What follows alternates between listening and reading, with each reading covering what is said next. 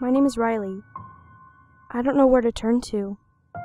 I've tried telling people, but they never believe me.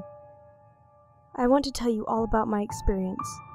You don't have to believe me, I understand, but just listen. I don't know what's going to happen if I tell people about her. I just moved to a small town. Those types of towns where everyone knows each other.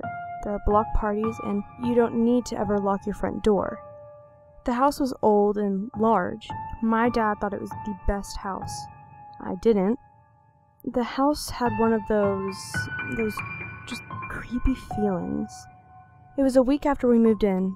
My mom was painting the walls, and my dad was fixing the bathroom.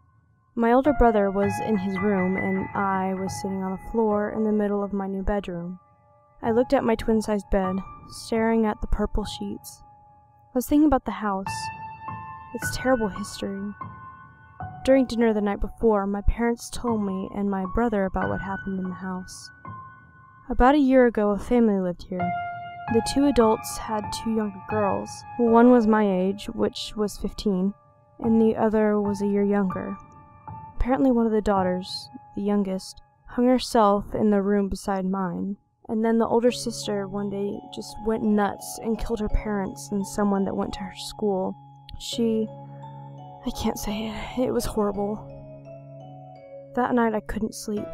I was thinking about the deaths and the girl. The police never found her. I shuddered at the thought as I sat in my room, staring. The room was freezing. I shivered and hugged my knees. The room had an ominous, eerie feeling. I looked at the walls and the shadows seemed to dance hauntingly on them. I was then called for dinner and walked out of the room and shut the door. After dinner, I walked up the creaky old pine staircase and outside my room. As I reached for my door, I noticed the door was wide open. I swore I'd closed it, but I shrugged it off and went inside, closing the door behind me. That night, I couldn't sleep. Noises filled my room, sending horrible images to my brain, haunting me and chilling me to my bones. Then I heard my door open. When I turned to see who was there, all I saw was a quick sway of bright pink hair. I screamed, and it was gone as quickly as it came. The same thing happened for several nights. I was going mad. I slept on the couch in my parents' room for the next week until they kicked me out. That one single night was the worst night of my entire life.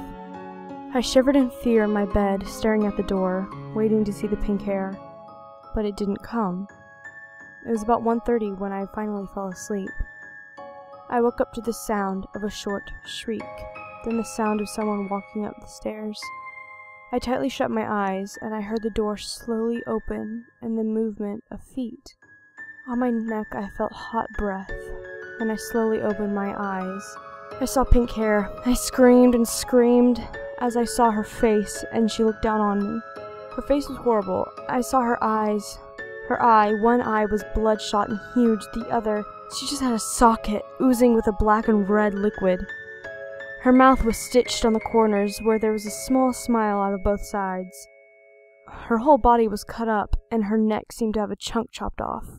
Why weren't my parents and my brother running up the stairs to help me, to save me from this monster? In her hands, she held a knife, and in the other, a bloody organ. I screamed again as she ripped me out of bed. I screamed in pain as I felt a nail from the floor pierce my thigh. I picked myself up and ran down the stairs as she reached out for me. I ran into my parents' room and stopped dead in my tracks. I saw my dead, disassembled, ripped open parents. They were holding hands and staring at the ceiling in fear and shock. On the bed, I saw the bloody remains of their flesh and organs. Their colons were draped over the ceiling fan, and I felt fingers wrap around my hand, and I jumped in fright. My older brother stood there, cuts on his face and blood dripped from his head. "Are you alright?" he asked me as he whispered in fear. I shook my head no and hugged him. "Did you see her too?" "Yes, I did." He stepped back from me, and we went into the corner of the room. Right then, she stood in the doorway. She seemed like she was giggling or whispering something.